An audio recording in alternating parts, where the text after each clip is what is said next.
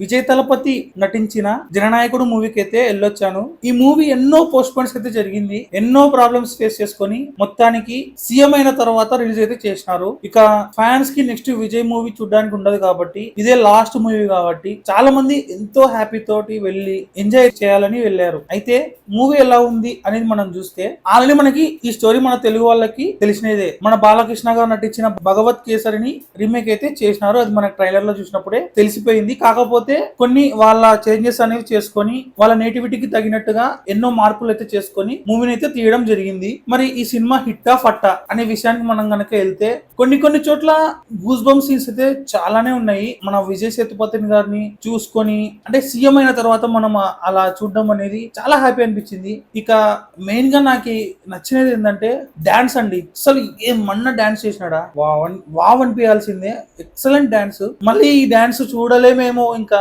Further గా అని ఒక బాధ అయితే నాకు కూడా అనిపించింది. ఇంకొక మూవీ అనేది ఉండదు కదా, అరే ఎలా ఇది ఎండా మరి ఫర్దర్ గా ఫ్యూచర్ లో ఏమన్నా గ్యామియో రోల్స్ గానీ గెస్ట్ అపిరెన్స్ రోల్ గానీ ఏదైనా చేస్తే బాగుంటదబ్బా. ఇప్పుడైతే మరి ఫుల్ బిజీ అయిపోయినారు మన విజయ్ తలపతి గారు. చూడాలి ఫర్దర్ గా ఏంటి. ఇక పాత సినిమాలు రిలీజ్ చేస్తారేమో మేబీ. బట్ మూవీ విషయానికి వస్తే ఫ్యాన్స్ కి అయితే నచ్చొచ్చు, మరి జనరల్ ఆడియన్స్ కి అయితే అస్సలు ఎక్కదు. ఎందుకంటే మూవీ ఒకనొక టైం వరకు బాగానే ఉంటుంది, అండ్ ఎప్పుడైతే ఫస్ట్ హాఫ్ తర్వాత సెకండ్ హాఫ్ వస్తుందో అంతా తారుమారు అయిపోతుంది. కొంచెం స్టోరీ అనేది చాలా మటుకు మార్చేశారు, ఎక్కడికెక్కడికో వెళ్ళిపోతుంది. కొంచెం ఏందిరా సోది అని అనిపిస్తుంది. ముఖ్యంగా మన విజయ్ సేతుపతి గారి స్క్రీన్ అపీరెన్స్ గానీ స్క్రీన్ ప్రజెన్స్ గానీ చాలా తక్కువ ఉంటది. ఎవరెవరో సైడ్ గా ఉన్న వాళ్ళది ఎక్కువ ఉంటది కానీ ఈయన తగ్గించేసినారు. అక్కడ మెయిన్ గా చెప్పాలంటే బాబీ డియోల్ వచ్చిన ప్రతిసారి ఒక 100 మంది 150 మందిని చంపాల్సిందే. ఎందుకు అట్లా అంత అంత క్రూరత్వంగా చూపించాలని ఎందుకు అంత చాలా డామినేటింగ్ ఉంటది.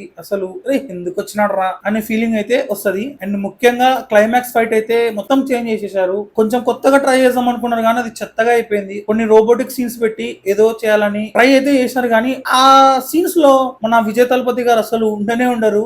ఊకే అట్లా ఒక 3-4 సెకండ్స్ అలా మధ్య మధ్యలో చూపిస్తారు. దాదాపు అంటే 40 to 45 మినిట్స్ ఆ రోబో ఫైట్స్ ఉంటాయి. నాకు అనిపించింది ఎందుకు ఇవన్నీ ఎందుకు చాలా ఓపిక పట్టుకొని మనం అయితే అవి చూడాల్సి వస్తది. ఇక కొన్ని అన్వాంటెడ్ సీన్స్ తీసేస్తే బాగుండేదేమో. మొత్తంగా నేను చెప్పదలుచుకునేది ఒకటే, ఫ్యాన్స్ కి అయితే పక్కా నచ్చుతుంది. ఎందుకంటే వాళ్ళు ఏదైనా కూడా డైజెస్ట్ చేసుకుంటారు. అండ్ నెక్స్ట్ మూవీ కూడా లేదు కాబట్టి ఇంకా. కానీ సినిమా అయితే ఓవరాల్ గా చెప్పాలంటే సక్సెస్ఫుల్ గా దీన్ని రీమేక్ అయితే చేయలేకపోయారని అయితే నేను చెప్పగలను. ఇక పూజా హెగ్డే గారు వారికి ఇచ్చిన యాక్టింగ్ లో క్యారెక్టర్ లో బాగానే చేశారు. డీసెంట్ యాక్టింగ్ గా వెళ్ళిపోయింది. లాస్ట్ మూవీ కాబట్టి ఇంకా వేరేది ఏదన్నా మంచి స్క్రిప్ట్ గానీ స్టోరీ గానీ సెలెక్ట్ చేసుకొని తీసింటే బాగుండదేమో అనిపించింది. ఈ స్టోరీ ఒకసారి ఉన్నది ఉన్నట్టుగా తీసినా కూడా ఒక రకంగా బాగానే వచ్చిండొచ్చు. చాలా మార్పులు అయితే చేశారు. ముఖ్యంగా రోబోటిక్ ఫైట్స్ అయితే చాలా చెత్తగా ఉంటది. ఆ సీజై గానీ అండ్ మెయిన్ స్క్రీన్ ప్రజెన్స్ అనేది ఎక్కువ బాబీ డియోల్ కి ఎక్కువ ఉంది. అండ్ వచ్చినప్పుడల్లా అరే అర్థం లేకుండా